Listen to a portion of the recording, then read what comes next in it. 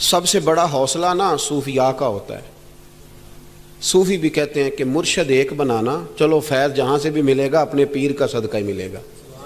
اس کی دلیل میرے اسا فرمایا کرتے تھے باپ ایک ہوتا ہے، چلو چاچے تو 15 بھی ہو سکتے ہیں لیکن والد، توجہ ہے میری بات پر؟ ایک بات آپ کو سنانی ہے، ذرا تھوڑی غور کریں، جو لوگ طریقت کے رستے کے مسافر ہیں نا ان کو ذرا جلدی سمجھ آئے گی اس بات۔ بابا فرید الدین گنج شکر رحمۃ اللہ تعالیٰ علیہ کے ایک مرید تھے حضرت جمال الدین ہانسوی۔ بابا صاحب کو مرید سے بڑا پیار ہو گیا، وہ ہانسا کے رہنے والے بابا صاحب پاک پتن کے، تو وہ بیچارے اکیلے بھائی تھے، والد بھی فوت ہو گیا تو ماں بوڑھی تھی۔ بابا صاحب نے ان سے کہا کہ تو پاک پتن آ جا، کہنے لگے حضور ماں نہیں اجازت دیتی، اگر آپ کہتے ہیں تو آ جاتا ہوں۔ تو بابا صاحب فرمانے لگے اگر نبی پاک نے اویس کرنی کو بلایا ہوتا تو میں بھی تجھے بلا لیتا، لیکن نبی کریم علیہ السلام نے انہیں نہیں بلایا تو لہذا میں تجھے بھی نہیں بلاتا۔ لیکن پیار بڑا تھا تو بابا صاحب کہنے لگے چل تو پاک پتن نہیں آتا تو میں تو تیرے گاؤں آ سکتا ہوں نا۔ 3 سال بابا جی مرید کی خاطر اس کے گاؤں میں چلے گئے۔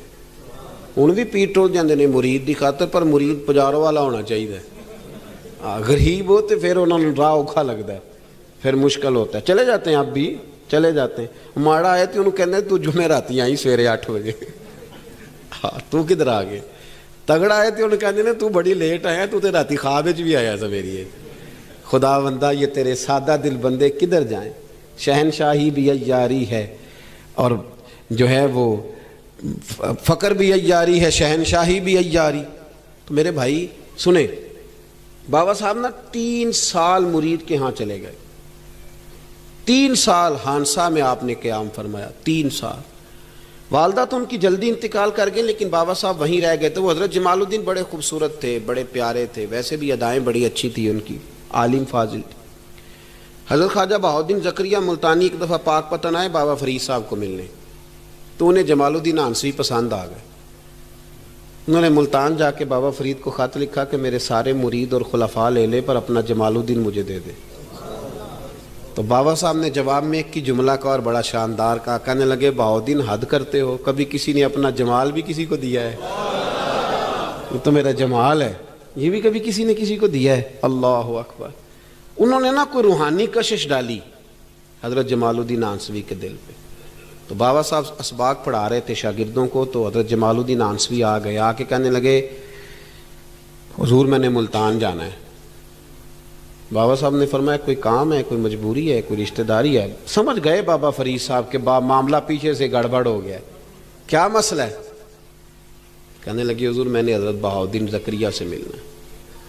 محبت میں شراکت داری نہیں قبول ہوتی نا، باقی معافیاں مل جاتی ہیں، شراکت داری کی کوئی معافی یہ تو نے کیوں کی؟ شریک تو نے کیسے بنا لی؟ ایک در پھڑیے تے محکم پھڑیے تے ایک دے ہو کے مریے، یہ تو نے کیا کیا؟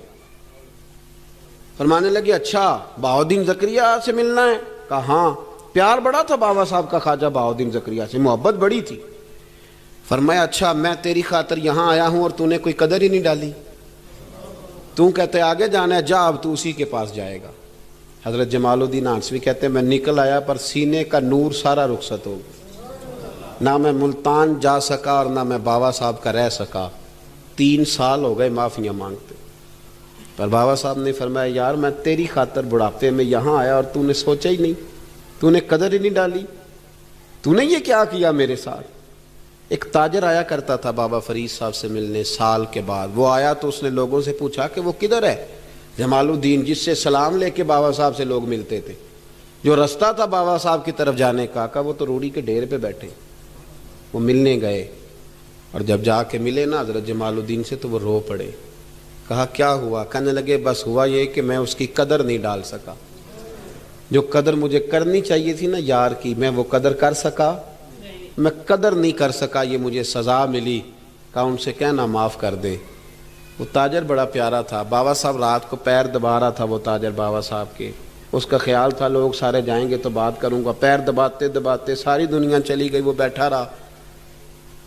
بابا صاحب بولے، فرمانے لگے جاتا کیوں نہیں؟ جمال الدین کی بات کرنی ہے، جمال الدین کا ذکر کرنا ہے، چل کر۔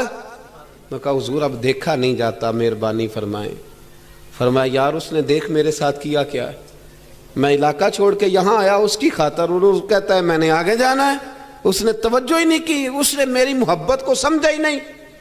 فرمایا اسے کہنا میں اسے بھولا نہیں، میں روز اس کے لیے دعا کرتا ہوں۔ جا تو کہتا ہے تو اسے لے آ۔ حضرت جمال الدین ہانسوی جب آئے نا، اللہ والے پھر بھی سامنے والے پہ الزام نہیں ڈالتے، جب آئے نا تو کمزور ہو گئے تھے، وجود کمزور ہو گیا، آنکھیں باہر نکل آئیں، تو حضرت بابا صاحب انہیں دیکھ کے نا انہیں پھر بھی کچھ نہیں کہا، کہنے لگے فرید الدین، اپنے آپ کو ہی مخاطب کیا، فرید الدین یہ تو نے کیا کیا؟ کوئی اپنے جمال کا اس طرح کا حال بھی کرتا ہے؟ ان کو جب معافی ملی تو وہ رو پڑے، کہنے لگے حضور میرے لیے دعا کریں، اب میں رضا میں ہی پردہ کر جاؤں۔ ان کا انتقال ہوا اور بابا صاحب نے خود جنازہ پڑھایا۔ سنو بخاری شریف، سنو بخاری، صحیح بخاری، حضرت عمر فاروق رضی اللہ تعالیٰ عنہ فرماتے میں تورات پڑھ رہا تھا، نبی پاک علیہ السلام مسجد نبوی میں آئے تو میں تورات پڑھ رہا تھا، تورات۔ حضور نے آتے پوچھا عمر کیا کر رہے ہو؟ یا رسول اللہ صلی اللہ علیہ وسلم تورات پڑھ رہا ہوں جو حضرت موسیٰ علیہ السلام پہ نازل ہوئی، اللہ کی کتاب۔ نبی کریم علیہ السلام، حضرت عمر کہتے ہیں کبھی مجھ سے ناراض نہیں ہوئے، پر آج حضور ناراض ہو گئے، چہرے پہ جلال آیا، اور محبوب کریم نے فرمایا عمر مجھے اللہ کی عزت کی قسم، اگر آج حضرت موسیٰ حیات ظاہری میں ہوتے تو میرا کلمہ پڑھ کے میری فرما برداری کر، اور تو ان کی کتاب پڑھ رہا ہے، ان کی کتاب۔ مسلمان کو کسی اور طرف نکلنے کی اجازت، یہاں تو گھر میں بھوک ہو نا تو بندہ پڑوسی کے گھر سالن لینے جائے، اور اگر ہر چیز تجھے اپنے گھر ملے، ہر خیر تجھے ملے، پھر تو دائیں بائیں کیوں جائے؟ کس لیے جائے؟